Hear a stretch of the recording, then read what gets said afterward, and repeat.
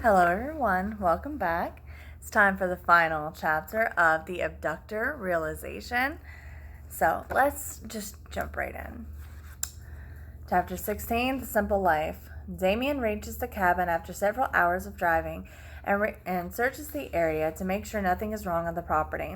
Damien tells Christina to stay in the van. He wants to put the dogs in first and he'll come get her. But before taking in the dogs, he walks into the cabin and notices Desiree is in there cleaning. As soon as she notices him, she runs over to give him a hug. They exchange hellos, and as she notices he's saddened by something.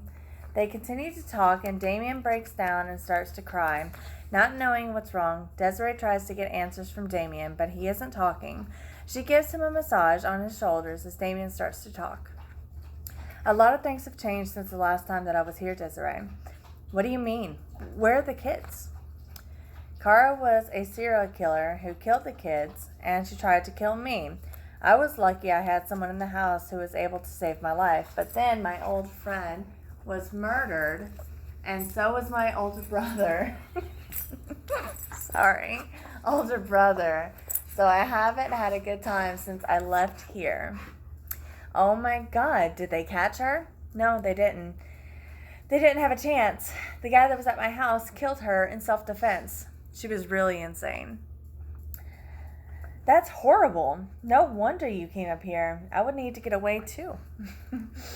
I know I have Marcus looking after the house and the funeral home and the funeral home that I'm going to reopen while I'm away. Marcus thinks I should have talked to Bob as per his suggestion. He thinks I should see someone up here. He gave me a name of a doctor. It's understandable, Damien, that they want you to talk to somebody. I know. Do you mind if you go home now? I would like to spend time alone so I can clear my mind. Sure, not a problem. Go take care of yourself. The moment Desiree leaves, Damien heads to the van to grab the dogs and takes them to the garage so they can stretch their legs and relax. After the long drive, Damien returns to the van to get Christina and takes her to a room that will be hers from now on. Damien goes to his room so he can relax in his bed for a while.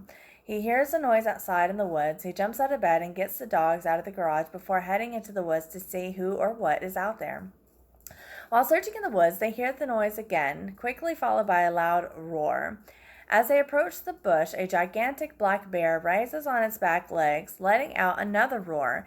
In complete shock, Damien is taken by the bear and backs off, a reaction that's completely different from what he normally would have done. As he backs away, the bear continues to head towards him. The dogs stand near Damien, awaiting a command, but Damien cannot muster the words or the signal for them to attack. As the bear approaches 5 feet from the dogs, they attack without command. The bear tries to fight off the 6 dogs, but hits the ground after 3 of them attack its legs. Bitten on the ribs, Caesar lets out a loud cry. The bear releases a badly injured Caesar. When Damien grabs Caesar, the bear tries to go for Damien's leg, but Buddy manages to reach the bear's throat, killing him. Damien heads back to the cabin so he can get Caesar the help he needs. He places the other dogs inside the garage and puts Caesar in the van and heads towards town. Damien stops at the local animal hospital and quickly rushes Caesar inside, not caring that he left his van in the middle of the street. While filling out the paperwork, the receptionist behind the counter tells him there's an officer at his van. He rushes over to prevent the officer from giving him a ticket. He realizes it's a female officer. Excuse me, officer. I was just about to move it. Stop. You do know that you're blocking the main road, the officer asks. I'm sorry, but my dog was attacked by a bear, and I saw the animal hospital and stopped without thinking, Officer Castellano, Damien answers after looking at her name tag. Well, hopefully everything will be okay with your dog, and I see that you're an outstanding citizen. I'll give you a pass this one time. Thank you. I really appreciate it. I've been having a string of bad luck, and this one break could be the one thing that turns things around. Can you stop? Please? I hope so. No one deserves to go through so much drama. Maybe I'll see you around since it is a small town. Word gets around, Officer Castellano says as Damien jumps in the van. I think we will meet up again. Like you said, it's a small town, Damien replies with a smile. By the way, my first name is Ariana. Good to know, Damien answers as he laughs. See you around. Damien drives around the block. Damien manages to find a parking spot almost 2 blocks away from the animal hospital. During the walk back, he realizes he's really traumatized over everything that's happened within the last few hours, especially after the experience where he just froze instead of attacking. Almost at the hospital, he receives a call from Marcus to make sure everything is going well. Damien, how are you doing? Marcus asks. I'm at the animal hospital right now. Caesar was attacked by a black bear. Damn, how did that happen? Are you all right? Yeah, I'm fine. Caesar got hurt badly, and I don't know if he's going to make it. He needs emergency surgery. How did it happen? Marcus asks again. I was in bed and I heard a noise. I went to check it out with the dogs, and as we approached a bush, there was a loud noise followed by a roar, and out came a bear. Oh my God. I'm sorry to hear about Caesar, but at least you're okay. Marcus, I don't know what has happened to me. I just froze. It's all my fault. Caesar is hurt. They waited until the last minute to attack because I froze and I didn't give the command. It's not your fault. You've been through a lot. That's why I wanted you to talk to Bob before you left. I know, Marcus. It's something I didn't want to do, but now I have no choice. But how are things going over there? All is well over here. I have someone coming to do updates to the top part of the funeral home this week, and Jerry is still at the house. I'm thinking of moving him to the funeral home once it's done. Just take as long as you need to get better and enjoy the great outdoors. That's great, Marcus. I really appreciate you being here for me.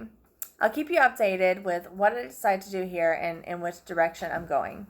Not a problem. I'll check on you either tomorrow or later on during the week. Just promise me that you won't do anything stupid. I promise, Marcus. I will come back home in one piece. I won't kill myself, Damien says as they get off the phone. Damien walks back into the animal hospital to get an update on Caesar's condition. The receptionist instructs him to wait there. The doctor needs to speak with him. Several minutes go by while Damien grows impatient.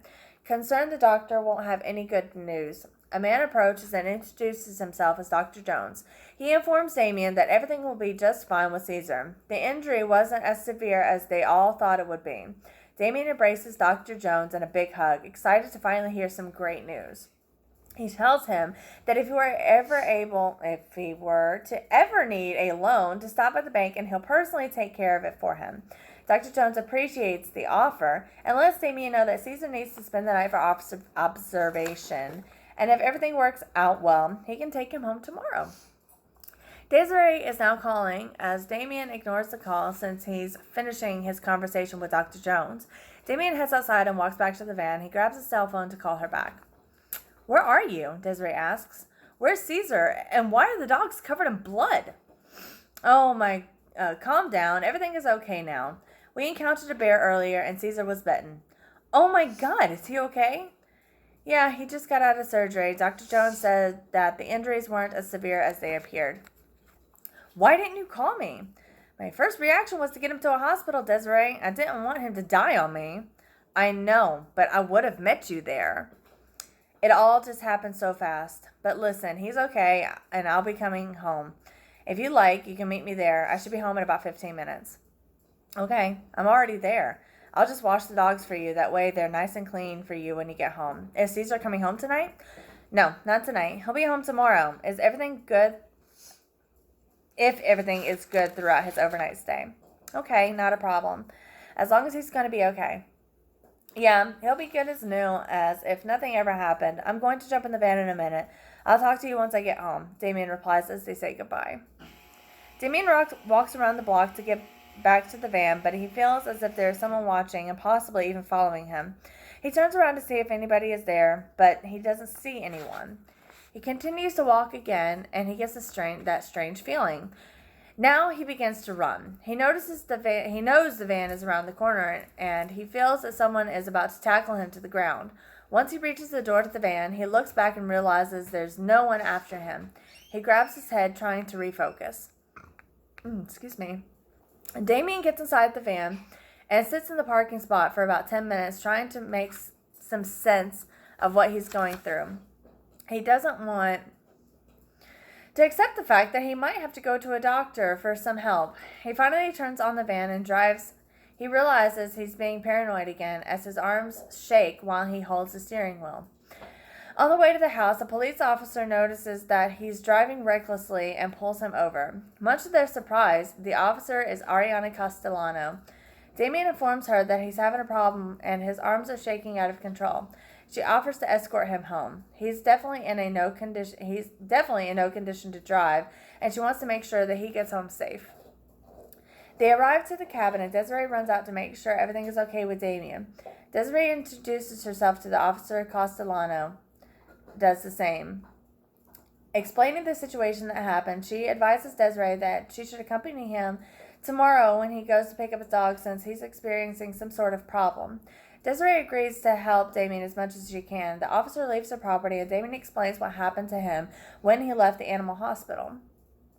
I don't know, Damien, but I think Marcus was right. I think you should go see someone. I'll get over it. There has to be another way around this. Well, the dogs are taken care of, and food is in the oven for you if you want to eat something. Thanks, but I would appreciate if you would spend the night here tonight. Of course, honey. I'll stay here tonight. Damien and Desiree turn on the television so they can watch a movie as Damien eats some dinner. He shares some food with the dogs. They watch an old horror movie from when they were kids and eat popcorn into the early hour of the morning. Damien didn't want to go to sleep, and Desiree didn't want to leave him alone while she slept. She looks into his eyes and tells him that no matter what happens to him, she'll always be there by his side. This is a bond that will never be broken. It is now 8 a.m., and Damien covers Desiree with a blanket and kisses each of the 5 dogs goodbye before heading out to go get Caesar. Damien goes to check on Christina, who is still in her room, and leaves her food. He tells her he doesn't want her interacting with Desiree yet, as she's tired and sleeping in the living room. He'll introduce them soon. Christina understands and promises him she'll stay in the room, but looks forward to meeting her and playing with the dogs later on. Damien hugs her before leaving. Several hours after Damien is gone, Desiree wakes up once she hears the dogs crying. They want to go outside so they can use the bathroom. Desiree looks around to see if she sees Damien around the house or property as she lets the dogs out. He isn't around and his car is missing. Panicking, Desiree tries to contact Damien, but his phone goes straight to voicemail. She decides to call the animal hospital to see if he made it there to get Caesar. She's disturbed when they tell her they are waiting for him. Desiree, worried about Damien's well-being, contacts the police department and asks to speak with Officer Castellano, but she's out of the office. She speaks with another officer and explains the situation. She informs the officer that there's nothing he can do as of right now. The officer informs her there's nothing he can do as of right now, but they will keep an eye out for his van. If he doesn't reappear within 24 hours, call back. As a last resort, she calls Marcus, but his phone goes straight to voicemail. Meanwhile, Damien is in an office explaining to a lady the events that have transpired throughout his life, especially the most recent ones. These are the ones bothering him the most. They continue to talk as Damien tries to open up to the stranger about things that have been bothering him. When he tells her, he feels a sense of relief. He lets her know that sometimes it's easier to talk to a stranger than to someone he's known his entire life. When he talks to people he knows, they judge him. When he gets annoyed, if he feels that he has been let down. When talking to a stranger, it doesn't really matter what he feels. Most times, he will never see them again. That's an interesting point of view, the woman says. Thank you. I'm sorry, what was your name again? Adriana. That's my name. Now tell me what you don't like about yourself. The fact that when I look in a mirror, I see the monster I've become. Are you talking about your father? No, someone far worse. I'm evolving into someone that I never dreamed of, Damien answers as he closes the door, revealing the office of Dr. Adriana Cullen. And that's the end. So, as of this one, we're done with it, and we will start on a new book, which will be Tormented Past. Okay, this is the one I was instructed to read next. So next time, that's what we're starting on, and I will see you guys next time. Bye.